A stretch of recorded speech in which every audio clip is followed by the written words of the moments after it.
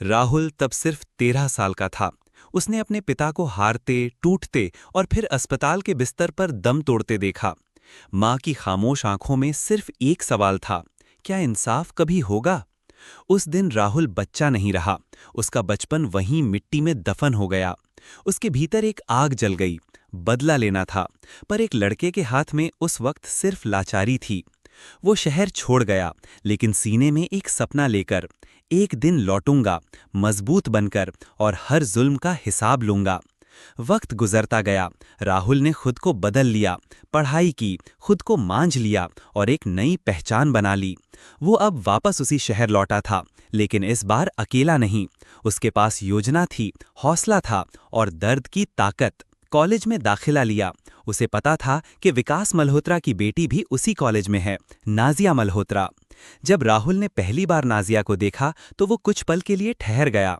उसकी आंखों में मासूमियत थी, चेहरे पर बेफिक्री और बोलने में वो मिठास जो दिल को छू जाए।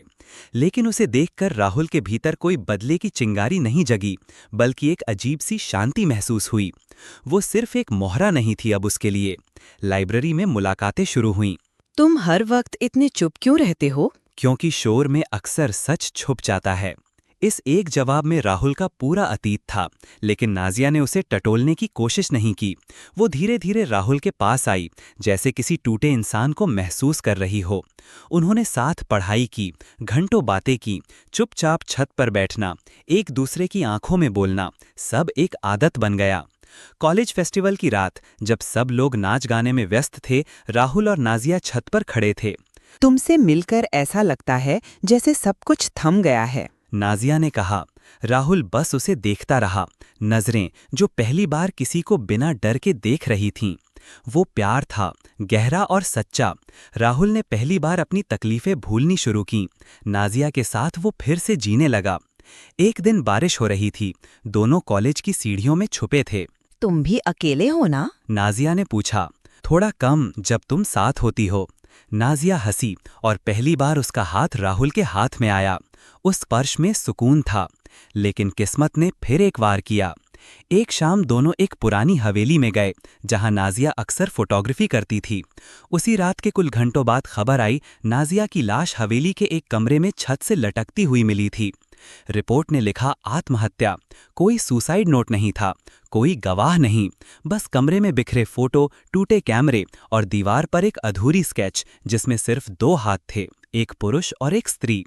कॉलेज में मातम छा गया, लेकिन राहुल कुछ नहीं बोला, ना रोया न चिल्लाया, बस एकटक देखता रहा, जैसे सब कुछ एक बार फिर छिन गया हो। किसी ने नहीं सोचा कि ये आत्महत्या सिर्फ एक पर्दा थी।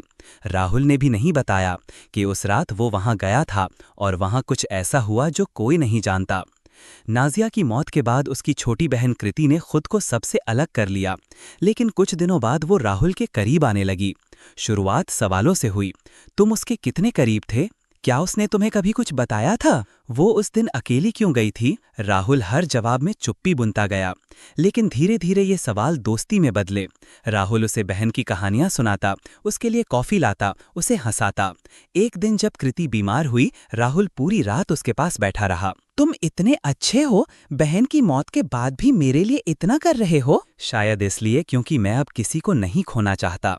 राहुल और कृति के बीच भावनाएं उभरने लगीं, लेकिन ये पहले जैसी मोहब्बत नहीं थी, ये कुछ और था, एक अधूरी कहानी का दूसरा चेहरा।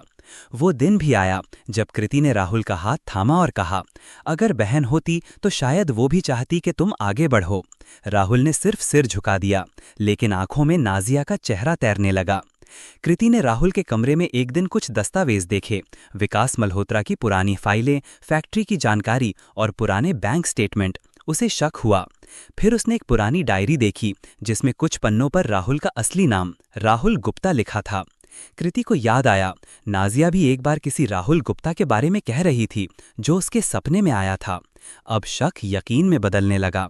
कृति ने राहुल से पूछा, क्या तुम वही हो? राहुल ने कुछ नहीं कहा, लेकिन उसकी आंखों की नमी सब बयां कर गई। उसने भावुक होते हुए बताया, राहुल का बचपन बहुत साधारण था, लेकिन एक हादसे ने सब बदल दिया। उसके पिता रमेश गुप्ता शहर के बाहर एक फैक्ट्री चलाते थे। मेहनती, ईमानदार और सीधे इंसान। उनके पार्टनर विकास मल्होत्रा पर उन्हें पूरा भरोसा था, लेकिन लालच जब दिल में घर कर जाए तो रिश्ता, वफा और इंसानियत सब हार जाते हैं। विकास ने धोखा दिया, दस्तावेजों में चालाकी करके फैक्ट्री, जमीन और बैंक की रकम सब अपने नाम कर ली। कृति की आंखों में आंसू भर आए थे। उसने आंसू पोंछते हुए पूछा, क्या तुमने नाजिया को मारा था? मैंने उससे प्यार किया था, जान से ज्यादा। तो फिर? क्योंकि वो उसी का खून थी जिसने मेरे पूरे परिवार को बर्बाद किया था। मैं उससे नफरत नहीं कर पाया और इसलिए मैंने खुद को माफ नहीं किया। कृति चुप हो गई।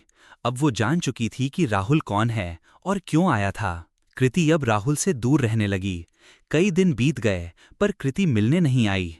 राहुल ने विकास को एक दिन बुलाया, उसी पुराने फैक्ट्री इलाके में। पहचाना मुझे? राहुल गुप्ता, तेरे बाप ने हार मान ली थी, तू भी ले ले। मैं हारने नहीं आया था, सिर्फ हिसाब बराबर करने आया हूं। एक गोली चली, विकास वहीं गिर पड़ा। अगले दिन राहुल ने खुद को पुलिस के हवाले कर दिया। कोर्ट में खड़ा होकर उसने सिर्फ एक बात कही, मैंने नाजिया से मोहब्बत की और मैं चाहता था कि उसका दुनिया से जाना यूं बेवजह ना हो। उसके प्यार ने मुझे इंसान बनाया, उसके नाम पर मैंने इंसाफ किया। कृति अदालत में खामोश खड़ी थी, उसकी आंखों से आंसू गिर रहे थे। वो जानती थी राहुल गुनहगार था, पर शायद सबसे बड़ा शिकार भी।